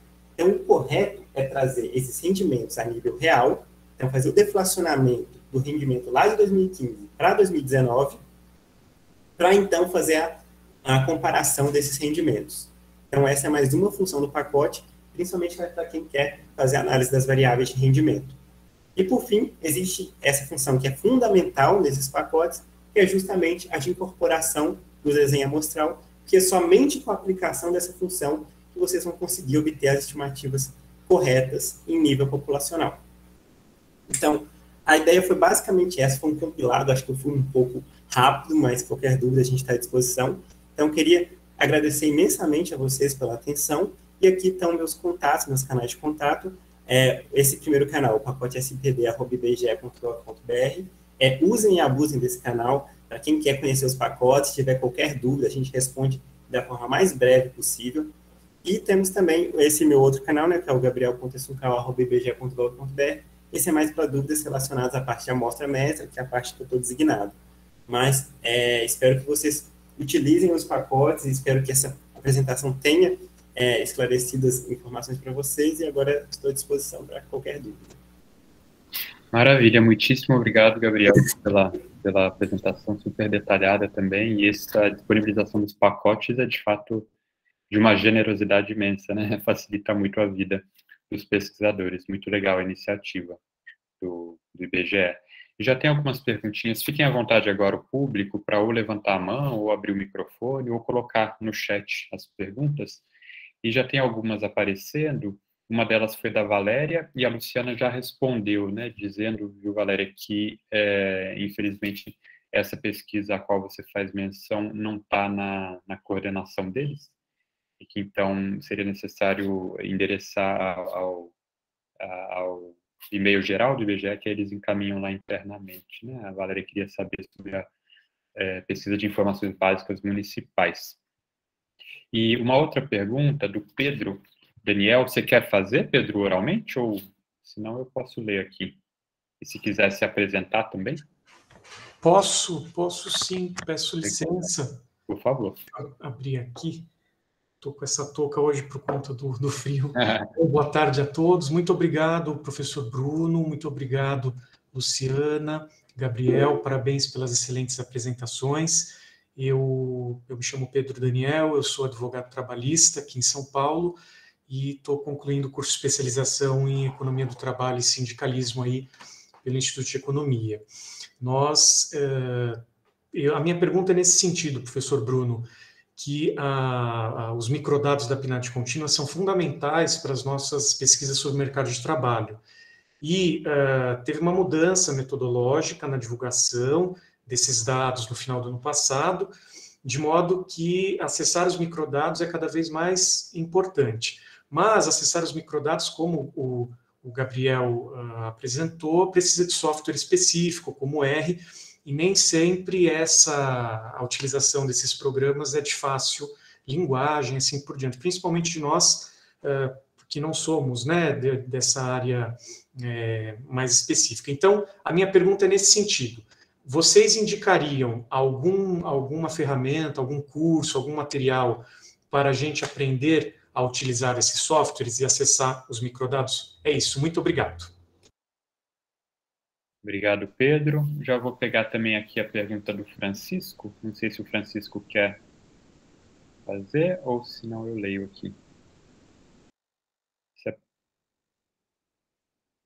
Então eu vou ler. Ele está perguntando sobre a PNAD contínua. Se as informações de domicílios e de pessoas estão em visitas específicas e diferentes, e se é possível fazer um merge, juntar os arquivos das visitas diferentes para fazer cruzamentos dos dados, como era possível fazer na PNAD anual. Podemos ficar com essas duas, aí depois a gente vai para mais algumas, pode ser? Luciana, Gabriel? Perfeito. Sobre a pergunta do Pedro Daniel, muito relevante a sua pergunta. Então, nós disponibilizamos na plataforma RPubs, eu não sei se você tem conhecimento sobre ela, um tutorial justamente de como ler esses pacotes, esses microdados, com os pacotes que o IBGE fornece no software R. Além disso, eu comecei a não conseguir avançar muito com essa ideia que eu tive, mas eu criei um canal no YouTube chamado SIPD IBGE, em que eu compartilhei alguns materiais de vídeos ensinando a ter acesso a esses microdados. Então, se você tiver interesse, também é uma outra alternativa, né? Esse canal no YouTube SIPD IBGE. Eu não estou conseguindo parar para poder mexer nele, está muita demanda de trabalho, mas assim que possível eu vou voltar com essa ideia, porque eu acho que ela vai ser bem legal para os usuários. Então, a gente tem a plataforma RPubs, tem esse canal no YouTube, e, principalmente, nós temos aquele e-mail que eu passei, o pacote spd@ibge.gov.br, que é justamente para você tentar mexer no pacote, qualquer probleminha que der, mínimo, máximo, não existe dúvida errada, não existe dúvida ruim, existe dúvida e dúvida precisa ser esclarecida. Então, manda para o canal que a gente vai responder, vai atender, e aí, justamente para você se tornar um usuário efetivo desses pacotes, que eu acho que é o melhor caminho possível. Sobre a dúvida do Francisco, ela também é uma dúvida muito recorrente que chega para a gente. Desculpa, depois você me fala, Pedro Daniel, se essa dúvida for sua parte, se a dúvida foi esclarecida, mas sobre a dúvida do Francisco, ela é muito recorrente, e a questão é que, para fazer essas junções, primeiro, o merge, a gente não aconselha fazer esse merge, a gente pede para fazer essas análises de forma individual, né, dos microdados, e, principalmente, essas chaves de domicílios e pessoas, a gente também, hoje, está em desenvolvimento uma chave em nível de pessoa para poder fazer esse acompanhamento longitudinal. Então, hoje, existe um documento lá no site público do IBGE falando sobre essas chaves da PNAD contínua, só que a gente não encoraja em fazer essas análises de estudos longitudinais, porque essa chave não está consistente o suficiente. Então, a gente está fazendo os estudos para liberar essa chave, para, então, possibilitar esse estudo longitudinal. Mas o merge a gente não indica, a gente pede, geralmente, para fazer essas análises dos microdados, das estimativas de forma independente. E fazer a comparação dessas estimativas aí, sim, sem problema nenhum. Lembrando que, para o rendimento, é importante fazer o deflacionamento. Maravilha, brigadão, Gabriel. O pessoal está pedindo depois, não sei se é agora, né, mas para você colocar, por favor, esses e-mails no chat, para eles copiarem, e também o site, o canal do YouTube que você mencionou, se for possível. Se não, depois você me manda, que aí eu disponibilizo para eles. Uma outra pergunta é se tem alguma possibilidade, o Otávio Luiz Barbosa está perguntando se tem alguma possibilidade de desenvolvimento desses pacotes para Python. E aí eu já junto com uma do Alexandro Brito, se é possível tratar as informações trimestrais da PNAD contínua como séries temporais.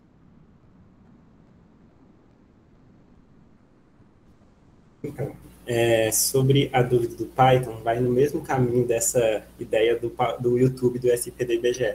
Eu confesso que eu tenho uma familiaridade muito maior com R do que com Python, então eu comecei a aprender Python justamente com esse intuito de produzir esses pacotes também em Python, só que eu também não tive tempo de dar prosseguimento com esse aprendizado, fiz alguns cursos de nível básico, mas eu não consegui nem chegar no nível de produção de pacotes no Python. Então, hoje realmente não tenho, eu precisaria de mais tempo para poder chegar nesse nível, porque, infelizmente, a gente está justamente no período de renovação da amostra mestre, então acaba que fica muito puxado também. Sobre a outra dúvida, foi das séries temporais, né? Isso. O que você pode fazer é o seguinte, calcular essas estimativas de forma independente, então você salva em objetos as estimativas dos períodos que você quer e trata ela como uma análise de uma análise temporal. Agora, para a aplicação de séries temporais em si, eu não conheço nenhuma metodologia, justamente porque, geralmente, nessas análises é preciso fazer a associação do nível de observação, no caso, nível de indivíduo, e a gente não tem essa chave ainda. Não sei se eu consegui responder essa segunda dúvida. Não, respondeu sim, maravilha. O João levantou a mão, vou só ler as que estão no chat, João, e já te passo a palavra, tá joia? Uma é para mim, é onde vai estar disponibilizada a gravação dessa aula, desse seminário, e vai ser no canal YouTube do Instituto de Economia, da Unicamp, tá joia? Vai ficar por lá. Aí tem uma pergunta do Alexandro Brito, se tem alguma maneira de compatibilizar os dados do SNPC anteriores a 2020 com a nova estrutura da POF 1718. Oi, Alexandro. A gente não, na POF, a gente não mexe, a gente passa a estrutura para a coordenação do índice de preço, e eles que fazem a atualização e mexem, mas eu falando como usuária, se eu não me engano, quando eles atualizam a estrutura, eles reponderam toda a série, mas eu não sei se é exatamente isso que você está perguntando.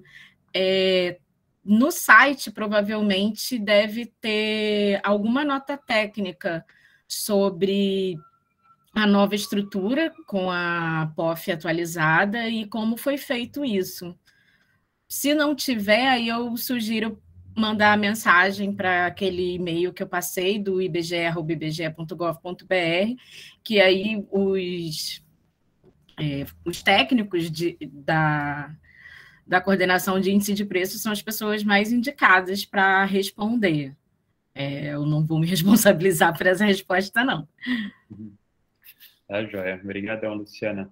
Agora o Marcos Soares, eu não sei se vocês vão saber, mas ele pergunta se é possível, e se sim, como, né, usar os microdados da PNAD no PSPP, que é uma versão livre do SPSS. Então, eu nunca mexi com PSPP, para ser sincero, então, na realidade, eu não sei responder essa pergunta. Sobre o R, esses outros softwares eu conheço, por exemplo, SPSS, Stata e o SAS, eu sei que você pode usar o pacote Raven para pegar uma versão compatível. Se ele tiver a mesma extensão dos arquivos do SPSS, que é o software com qual ele é comparável, aí você conseguiria fazer a leitura com ele sem problema, mas eu realmente nunca mexi com PSPP. Maravilha, obrigado, Gabriel. João Pedro Simões, se quiser, se apresente, por favor, e pode fazer sua pergunta. Muito obrigado, professor Bruno. Muito obrigado pela apresentação, Gabriel. Eu tenho uma dúvida, na verdade, quanto à leitura, principalmente a leitura da POF 7 e 8 no R, que é muito complicada. O pacote da POF já contempla a leitura, pelo menos a leitura dos microdados, ou ainda não? Como é que está essa leitura? Eu sei que é uma pesquisa desatualizada, mas é de grande interesse para mim. Muito obrigado.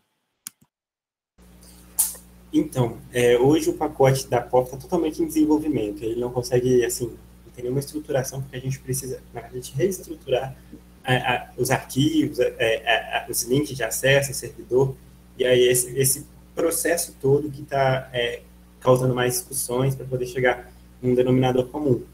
Mas a expectativa é que, quando esse pacote for liberado, que aí não tem previsão também, é que ele faça a leitura das POFs que fazem parte do SPD, que é a POF 2008-2009, 2017-2018 e qualquer POF que vier no futuro. Então, as de antes de 2008-2009, como elas não fazem parte do SPD, não vai ter a leitura desses microdados específicos, mas ainda está em desenvolvimento mesmo. Só completando, que está em andamento também um projeto dentro da gerência de melhorias na acessibilidade, digamos assim, dos microdados das POFs passadas, né? Então, eu não sei se você usou a de 17 e 18 e achou mais amigável, mas a proposta é ter, por exemplo, uma memória de cálculo que tem um programa pronto para você ler as bases e rodar as tabelas de despesa e rendimento, por exemplo. Eu só não consigo te dizer quando vai sair, porque não sou eu que faço, é da parte dos estatísticos da equipe, e aí eu não teria esse prazo, mas eu só posso te dizer que está em andamento e não está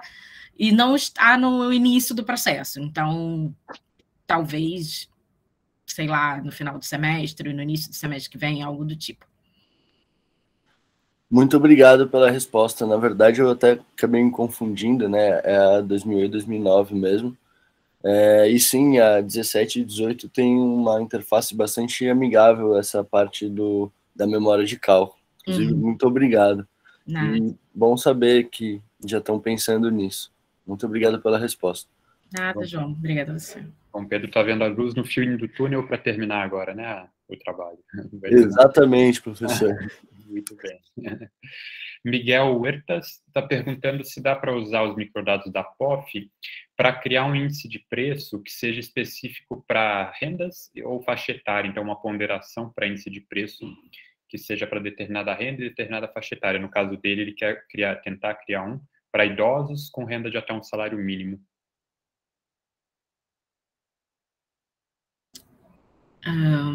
Que para renda seja, né? Eu não consigo te dizer se você consegue fazer para idosos com renda até um salário mínimo, porque precisaria fazer o cálculo para saber se estatisticamente tem significância ou tem amostra suficiente para isso. Agora, conseguir calcular, você consegue. Agora, se o resultado vai poder ser, vai ser o suficiente, aí eu não sei, porque eu nunca fiz. A gente já fez alguns trabalhos, tipo calcular o preço implícito, já que a gente tem a despesa e a quantidade de produtos, principalmente de alimentação, e aí calcular um deflator regional, não é regional a palavra, mas geográfico. Um deflator geográfico que a gente consiga ter a variação não só no tempo, mas também no espaço. Numa naqueles links que eu falo de trabalhos acadêmicos, provavelmente tem, que foi um artigo que eu fiz junto com um colega meu de POF e de outra coordenação do IBGE, então vai ter um pouco dessa explicação metodológica sobre esse deflator, e aí testando. A gente adoraria se você fizer e disponibilizar depois, porque realmente é o que a gente falou, a gente não tem condições de dar conta de tudo que a pesquisa fornece. A gente fez esse deflator geográfico para um artigo pessoal, né, fora do contexto de trabalho do IBGE, mas a gente não estudou isoladamente a população idosa, por exemplo. Eu acho uma ideia bem interessante. Legal. Vai em frente, Miguel. E a Marília levantou a mão. Vamos lá, Marília, por favor. Está presente? Boa tarde a todos. Meu nome é Marília Brasil. Eu sou professora da Universidade Federal do Amazonas, bem longe daí. Bom, vamos lá. A minha pergunta está relacionada à PNAD contínua. Eu tenho bastante experiência em trabalhar com R, já venho trabalhando há um certo tempo, e eu estou acostumada a trabalhar com R, baixando os arquivos, por exemplo, dos censos demográficos, né? E fazendo as rotinas do programa para fazer a leitura e depois fazer as tabulações e análises que me interessam. Com relação à PNAD, eu venho trabalhando há pouco tempo, mas a gente tem uma pesquisa que nós começamos a fazer em relação a diferenciais salariais, e nós baixamos vários arquivos da PNAD, sem ser primeira contínua, né, porque o nosso trabalho começou início da década de 2000, então a gente pegou aquelas PNADs anteriores à PNAD contínua, então a gente baixou, rodamos, e não houve problema nenhum. Quando a gente começou a trabalhar com a PNAD contínua, especialmente a partir de 2016, nós começamos a ver uma diferença entre os dicionários e os arquivos na hora que a gente rodava. Na hora que montava o arquivo, o banco de dados, a gente verificava que havia erros na criação do banco de dados com base nesses dicionários disponibilizados pelo IBGE. E sempre a gente pegou os mais recentes, os que estavam ali disponíveis.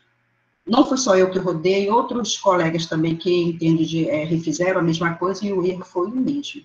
Aí eu pergunto, realmente está havendo um problema de diferença dos dicionários disponibilizados na página do IBGE? Ou vocês, como o Gabriel falou ainda agora, fortemente recomendo que a gente só use os pacotes que vocês estão trabalhando? Agradeço. É isso. Obrigado, Marília. Boa tarde, Marília. Então, nós não percebemos esse erro, né, essa diferença entre o dicionário com os microdados. Acho que vale muito a pena entrar em contato com o e-mail, o canal de atendimento que eu vou colocar no chat agora, reportando sobre isso, né, para que a gente possa avaliar melhor. Mas, assim, usuários, a ideia dos microdados é que os usuários possam utilizar, independente de usar o pacote ou não. O pacote é mais uma facilidade, né, mais uma ferramenta para você ter esses microdados de uma forma mais simples, mais fácil, porque às vezes nem todos os usuários têm familiaridade com os microdados da PNAD contínua, porque primeiro que eles vêm em TXT, e aí você precisa pegar aquele TXT, fazer recorte nas variáveis, porque as linhas vêm todas juntas, então você tem que saber onde recortar cada variável, então tem o tamanho da variável. Então, por isso que acaba que o pacote fica sendo mais fácil, porque ele já vai fazer tudo isso de forma automática para você. Com uma funçãozinha, que é a getPNADC, você já faz todo o processo de leitura dos microdados e incorporação do desenho amostral. Então, assim, a gente incentiva o pacote porque é, às vezes, um meio mais fácil, mas se realmente for detectado esse problema, eu peço, por favor, que envie para esse canal, para que possa ser avaliado de uma forma mais específica, tá bom? Muito obrigado pelo aviso. Eu que agradeço. Mais alguém, gente? Mais alguma pergunta? Estamos batendo no nosso teto de horário também, que o combinado era às 4 horas. Então, se não houver mais pergunta, eu vou mais uma vez agradecer imensamente ao Gabriel e à Luciana por estarem aqui conosco de novo. E acho que fico muito feliz com o interesse do público, não só do IE, muita gente de fora, né? Maranhão, Amazonas, que é fantástico. Mostrando a vocês que a importância, né, do trabalho de vocês, da gente manter esse diálogo. Então, que que possamos nos encontrar de novo em outros momentos. Obrigadão, viu, Luciana, Gabriel? Obrigado a todo mundo. Obrigada de novo, Bruno. Luciana, deixa seu contato, por favor. O contato é aquele e-mail que o Gabriel passou do IBGE. Perfeito. Que chega até a gente. E o Gabriel perguntou outra vez, o outro Gabriel, né, Lourenço, onde vai ficar gravada a apresentação? Vai ficar no canal YouTube do IE. No YouTube você procura Instituto de Economia da Unicamp e vai ficar lá. Depois de alguns dias, né? O nosso técnico que está aqui presente vai cuidar disso. Tá bom? Obrigadão, então, gente. Obrigada, gente. Curtam o frio por aí, onde é. Frio do Rio, 20 graus. Obrigado, professor. Obrigado, professor. Grande abraço. Muito obrigado, pessoal. Parabéns.